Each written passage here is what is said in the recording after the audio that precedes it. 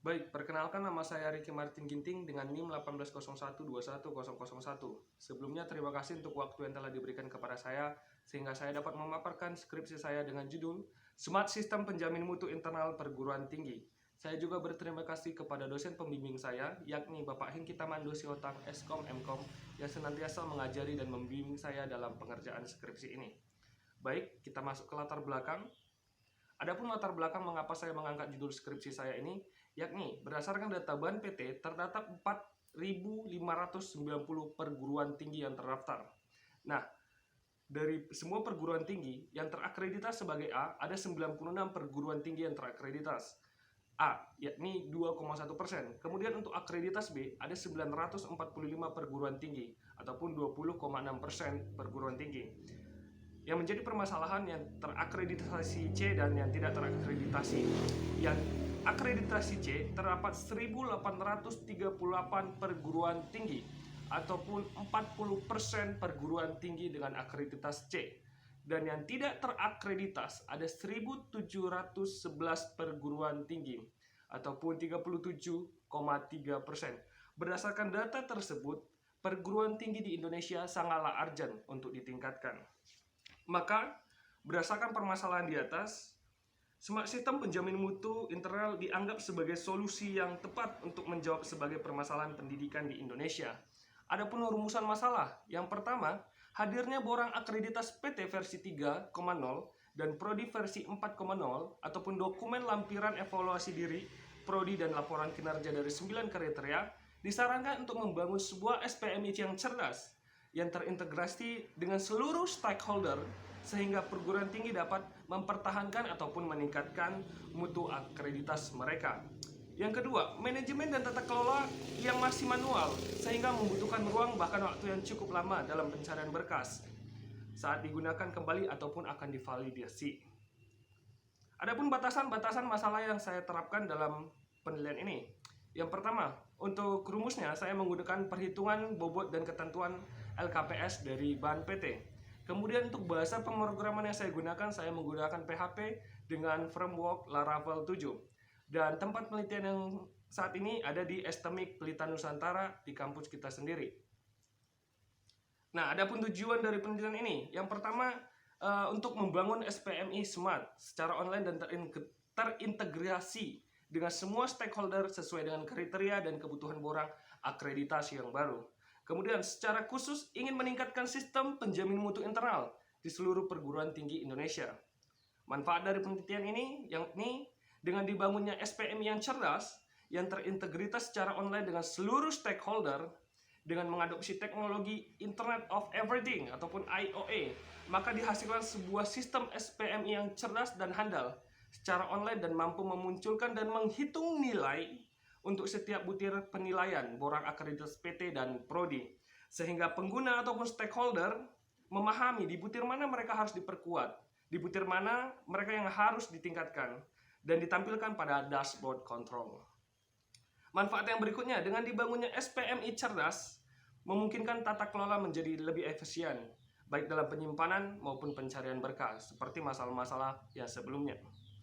Adapun landasan teori dalam penelitian ini, menurut Azhar dalam bukunya Sistem Informasi Akuntansi, sistem adalah sebuah kumpulan dari sub-subsistem apapun baik fisik maupun non-fisik yang saling berhubungan satu sama lain dan bekerja secara harmonis untuk mencapai tujuan tertentu.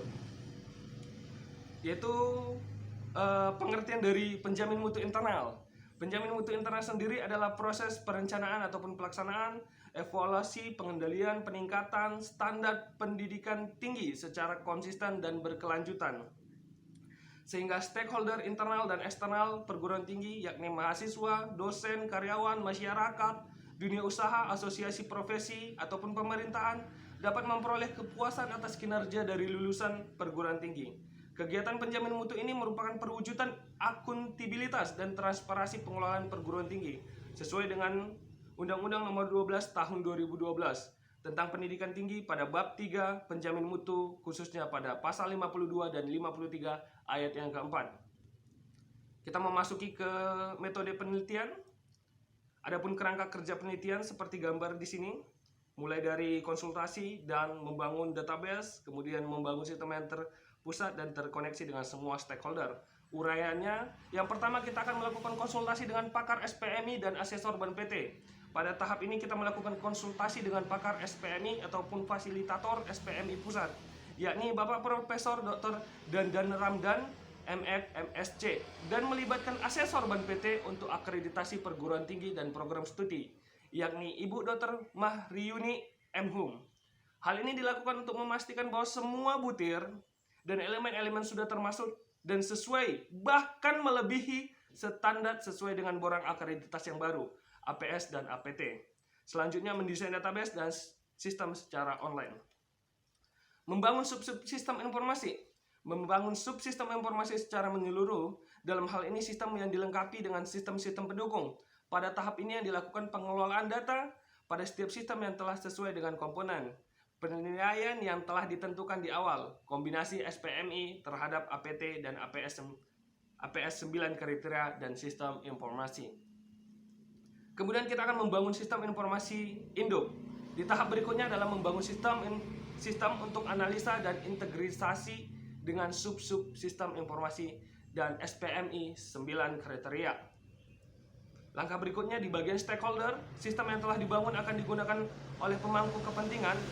Pada tahap ini dipastikan bahwa semua sistem dan perangkat sudah bekerja dengan baik. Tempat penelitian sendiri yakni di kampus kita di STMI Pelita Nusantara, Jalan Iskandar Muda nomor 1. Kemudian analisa dan perancangan. Ada 3 tahap analisa. Yang pertama kita melakukan analisa kebutuhan sistem, kemudian kita melakukan analisa sistem yang dibangun, kemudian kita melakukan analisa data dokumen LED dan LKPS. Pada tahap analisa kebutuhan sistem terbagi menjadi 2. Yang pertama kebutuhan fungsional dan kebutuhan non-fungsional. Adapun kebutuhan fungsional, yang pertama aplikasi yang dirancang yaitu sistem yang harus dapat menerima inputan data dan ketentuan dari dokumen LED dan LKPS. Yang kedua, sistem dapat memberikan informasi pencapaian nilai asesmen, kecukupan sebuah program studi. Yang ketiga, sistem dapat menampilkan ketersediaan dan kelengkapan dokumen. Adapun fungsi-fungsi dari kebutuhan non-fungsional, yang pertama sistem dapat mencari ketersediaan berkas dengan lebih mudah. Yang kedua, diharapkan sistem dapat dibuat dan digunakan sehingga dan dioperasikan oleh user dengan baik. Kemudian kita memasuki kepada analisa sistem yang dibangun. Yang pertama kita akan melakukan di bagian lembaga penjamin mutu, kita akan mendata berdasarkan dokumen LED dan LKPS. Kemudian pada admin akan menginputkan berkas dan pencapaian telah dipenuhi. Kemudian sistem akan melakukan perhitungan dan melakukan perbandingan kelayakan berdasarkan bobot dan skor yang telah diraih. Kemudian sistem akan melakukan informasi peringatan kerendahan ataupun kecukupan nilai asesmen. Kemudian sistem akan mengeluarkan informasi hasil pencapaian dari perhitungan dan ketentuan yang ada. Dan ketua Koprodi ataupun stakeholder dapat melihat hasil dan melakukan perbaikan dan peningkatan pada kualitas pendidikan. Kemudian analisa data dokumen dan LED dan LKPS. Untuk jenjang pendidikan S1 terdapat 96 elemen dan indikator yang mempengaruhi.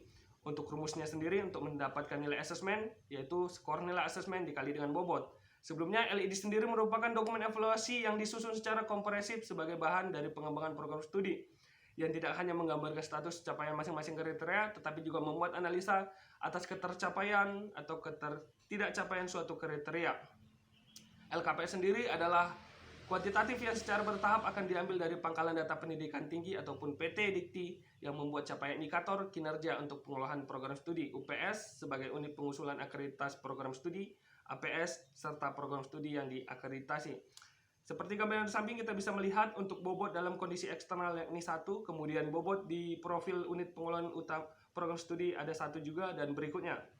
Nah, selain kita menghitung skor nilai asesmen, ada ketentuan-ketentuan nilai minimal yang harus dicapai untuk dinyatakan kampus itu terakreditasi ataupun kampus itu memiliki peringkat unggul ataupun kampus itu memiliki peringkat baik sekali. Sebagai contoh di butir yang ke-12 C27 penjamin mutu, nilai asesmen minimal harus 2,0.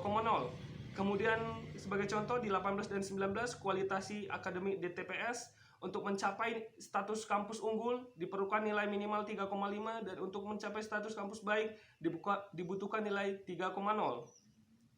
Adapun perancangan dari sistem ini, yang pertama adalah perancangan tampilan login seperti gambar yang di samping, yakni pertama untuk menginputkan email dan password dari pengguna. Kemudian perancangan dari butir-butir kriteria, ini adalah data-data dari LED yang akan bisa diinput dan diedit. Kemudian perancangan dari elemen, ini adalah perancangan yang digunakan untuk melengkapi syarat penilaian. Kemudian adalah perancangan keluaran, yaitu hasilnya. Perancangan keluaran menyediakan atau melayani informasi bagi pengguna dan output yang harus sesuai dengan kebutuhan pengguna, sehingga pengguna dapat melakukan keputusan berdasarkan data yang telah didapat. Di sini kita dapat melihat bahwasanya untuk kampus syarat terakreditasi sudah terpenuhi dengan nilai asesmen 207,86, tapi untuk peringkat unggul tidak terpenuhi dan peringkat baik sekali tidak terpenuhi. Mungkin begitu saja yang bisa saya sampaikan dalam pemaparan skripsi saya. Jika ada kata-kata saya yang salah dan tidak berkenan, kepada Tuhan saya mohon ampun, kepada Bapak Ibu saya mohon maaf. Sekian dari saya, salam sehat, terima kasih.